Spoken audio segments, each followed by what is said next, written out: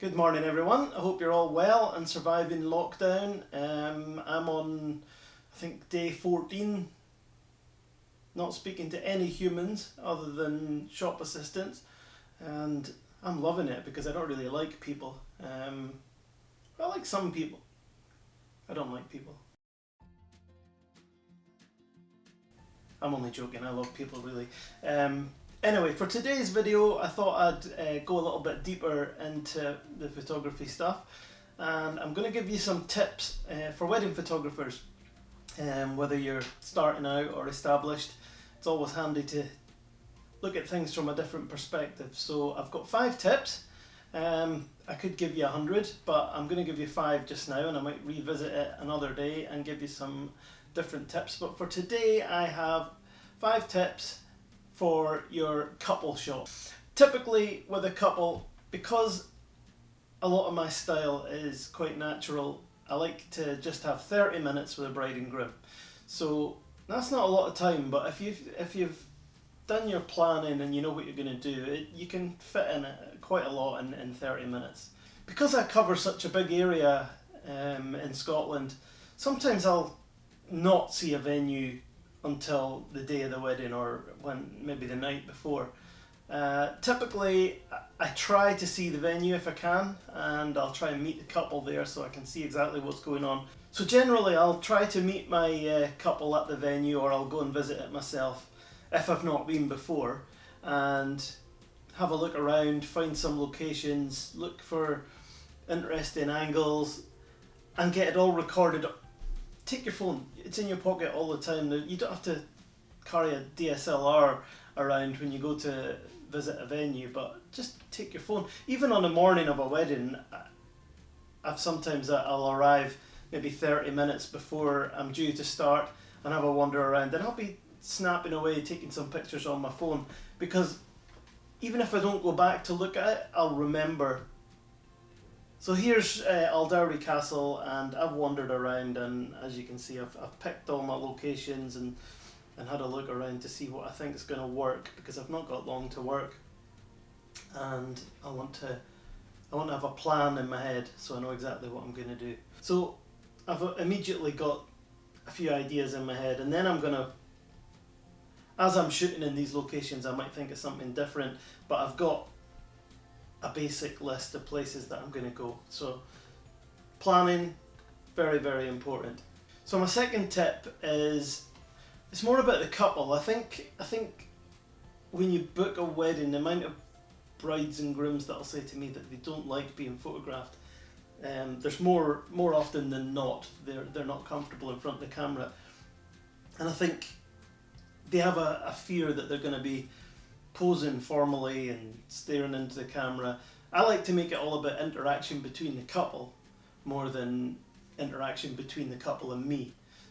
It's them. I'll set them up, find a location, set my lighting up, and get them interacting.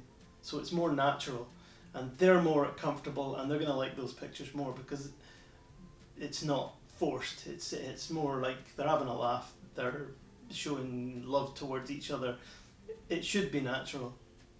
I see a lot of photographers photographing couples, and on a first glance you look at a picture and you think that's okay, and then you look at it and there's no relationship between them. Let's not forget, it's a wedding. It's about love, it's about relationships, it's about having fun, and basically it's the most important day in this couple's life, and it really should come across in your pictures, the romance and the love between them. Tip 3 is to mix up your focal lengths and your style of shooting while you're out with a couple. It just gives you more shots from a location and makes use of that time that we were talking about. A lot of people ask me at weddings, well, have you got 2 cameras? Well, I usually tell them it's because I'm not very good, and it gives me twice as much chance of getting a good picture. Real reason is I've got 2 lenses on. I'm usually shooting with a wide angle, the 16-35 on one camera, and I'll probably have either a 24-70 or a 70-200 on the other one, and it just means I can shoot some nice wide shots with the background and the castles or the location in the background and all in one go I can quickly pick up my other camera and take more close-up shots of the couple, so you're getting maximum bang for your buck while you're shooting on that location. Or if you were changing lenses on one camera body, it would just take up a lot of time. So that's the other tip: 2 camera bodies, 2 completely different lenses, but shoot with them every time you set a couple up in a location and a background. Just mix it up so you're getting the wide shots and the more close-up stuff at the same time. And tip 4 for your couple shots is to mix up your lighting. It's the same sort of thing. You're trying to get as big a range of images as you can in a short space of time. So don't just stick to one style. I'm quite known for using my off-camera flash, but on a typical wedding day I'll be shooting various different styles and at the same time. And again, with the 2 cameras, I might have my wide angle set up with a trigger firing an off-camera flash, whereas I might have the 70-200 with no trigger on it and I'm just shooting natural light on it. So again, it's very different. It's different focal lengths, but it's also a different style. So it gives you variety. So typically I might shoot with one off-camera flash. You'll see these pictures here. That's just using the one camera, the one flash off camera. And then if I've got an assistant and I've got time, it doesn't take long to set up. I might pull in a second flash. You can see I've backlit them here in this one, and I actually managed to capture the flash in the background, which is quite a nice effect, but it just makes them stand out a little bit from the background if you've got time to do that. If not, even with one flash in that same location, it still would have worked. Natural light, if I've got an assistant, which I like to have, I'll use a reflector just to help with some of the shadows. The shots at the castle doorway were shot just using a reflector. This one here is just using a reflector, and again I've switched over to probably a 70-200 here and come in quite close on them, and you can see that's quite effective as well.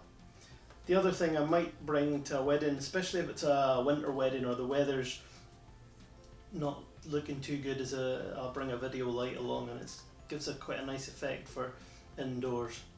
As you can see here, it's a nice soft romantic light.